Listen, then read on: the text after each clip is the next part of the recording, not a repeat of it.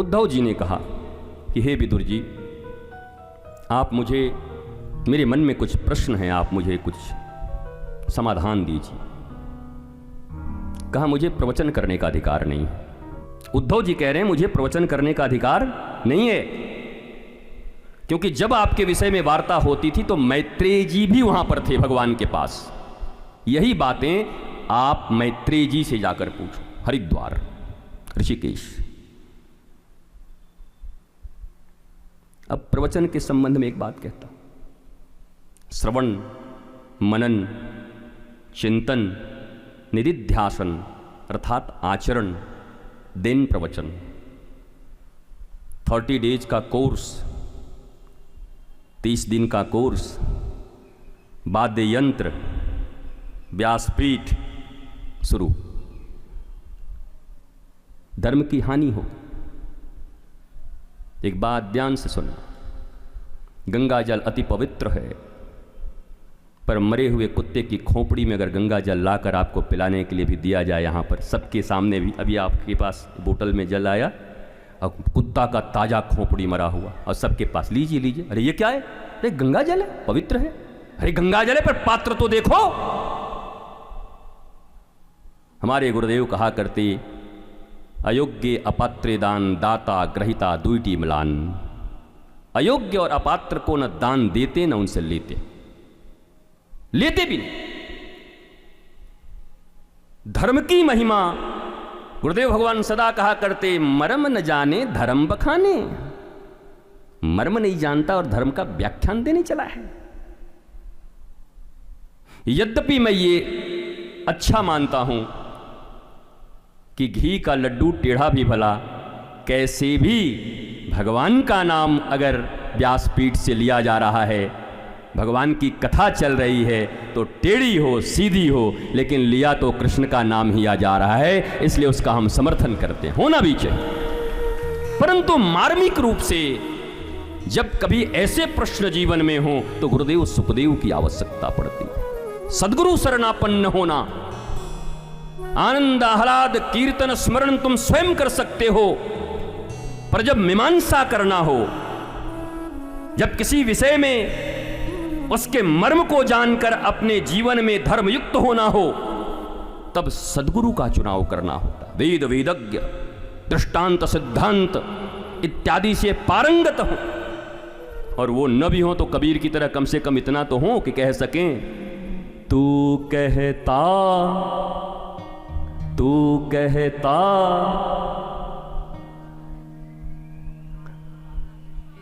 कागज की लेखी, मैं कहता अखियन की देखी।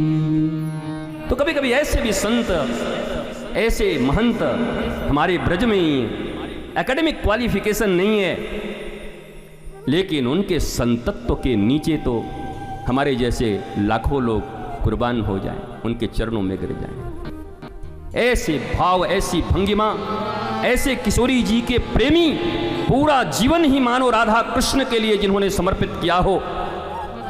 सांसारिक पढ़ाई नहीं है, कहीं कोई अध्ययन नहीं किया, लेकिन कालिदास की तरह सारी विद्या मानो मुखस्त हो गई और सबके समाधान दे सकते हैं। तो ये तो प्रज्ञा का विषय है, ये ठाकुर जी का विषय है। सरस्वती जिस पर प्रसन्न हो जाएं, देवी जिस पर प्रसन्न हो जाएं, इसलिए किसी की निंदा नहीं। भारतीय सनातन परंपरा में निंदा की परंपरा ही हटा देनी चाहिए। वर्तमान परिस्थिति में तो जो भी हमारे राष्ट्र के लिए, संस्कृति के लिए भगवान नाम लेकर वेश की भी पूजा होनी चाहिए। हमारे धर्म ग्रंथ में लिखा गया है भक्तमाल में कि वेश भी भगवान होते हैं। अगर संत का वेश भी कोई लेकर आ रहा है तो उनको दंडवत होकर प्रणाम करके उनसे आशीर्वाद मांग लीजिए। मैं इस बात के लिए सहमत हूं, क्योंकि ये नुक्ताचीनी, ये कहीं न कहीं एक दूसरे के ऊपर परंपराओं को लेकर, किसी और चीज को लेकर के ये जो कहीं न कहीं मतभेद हैं, समय ऐसा विकट है कि हम ऐसे ही कमजोर पड़ रहे हैं। समय ऐसा विकट है कि हमारी संस्कृति, हमारा हिंदुत्व, ऐसे ही बड़े एक मैं कह ही सकता हूं कि बड़े क्रिटिकल पोजीशन में है। ऐसे पोजीशन में हम सबों को एक होकर मां भारती की रक्षा और भारत के संस्कृति की रक्षा करनी चाहिए। भैया इंसान हैं हम, गलतियां सबसे होती जाती रहती हैं और हमारे यहाँ क्षमा ही वीरों का भूषण है। तो गलती हो जाए तो क्षमा करके भी अपने भारतीय राष्ट्रीय संस्कृति का प्रवाह आगे बढ़ाते रहना चाहिए। अगर गलतियां ढूंढोगे तो किसमें गलती नहीं है। मैं तो मंच से ही उस दिन कहा था कि विश्वामित्र, और कल परसों आपको सौभरी ऋषि के बारे में बताया। अगर मीडिया होती तो क्या करती। ये सौभरी ऋषि का स्थान है साहब। ये सौभरी ऋषि जब तपस्या में उनको नाम करने में कठिनाई हो गई तो यमुना जी में चले गए। यमुना जी में जाकर मछली का विहार देख लिया और मछली के विहार देखने के बाद उनके मन में ये भावना उत्पन्न हुई कि मुझे भी पारिवारिक जीवन जीना चाहिए। राजा मांधाता के पास चले गए और जाकर कन्या का हाथ मांग लिया। उनकी आयु वृद्ध की थी, लेकिन उसके बाद भी 50 कन्याओं से उनका विवाह हुआ। अगर मीडिया और सोशल मीडिया होती तो सौभरी ऋषि जी का तो आज पता नहीं क्या हुआ होता, क्या क्या नहीं लिखा गया होता। ये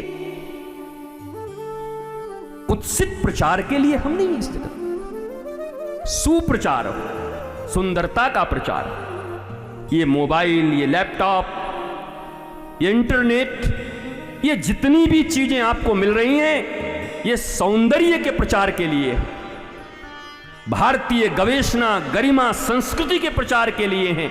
विश्व बंधुत्व का प्रचार हो, आध्यात्म का प्रचार हो। ऐसा मत करिए कि रातों रात किसी को खलनायक बना दीजिए और फिर वो अपनी कालिक को धुलता चले और नक्कार खाने में तूती की तरह कोई सुनने वाला न मिले। कौन सुनता है? 500 कंबल बांटी आओ, इतना सा स्थान नहीं मिलेगा तुमको। एक कंबल छीन के भाग जाओ, पूरे पेपर में और मीडिया में छाए रहोगे, बाबा कंबल छीन के भाग गया। नहीं, नक्कार खा, नकारात्मक एवरीवेयर, और ये नकारात्मकता ही जीवन का अगर प्रधान गुण बन जाएगा तो चाहे लोकतंत्र के चारों स्तंभ, भारतीय संस्कृति के पोषक संत, भारतीय संस्कृति को उत्थान देने वाले बटुक ब्रह्मचारी, ये सारा समाज सबको मिलकर नकारात्मकता नहीं, सृजन शक्ति का प्रचार करना चाहिए। आज सृष्टि सम्यक, सृष्टि विषयक चर्चा हमें करनी है कि सृष्टि कैसे हुई। ब्रह्मा जी सृष्टि के देवता हैं, पिता हैं।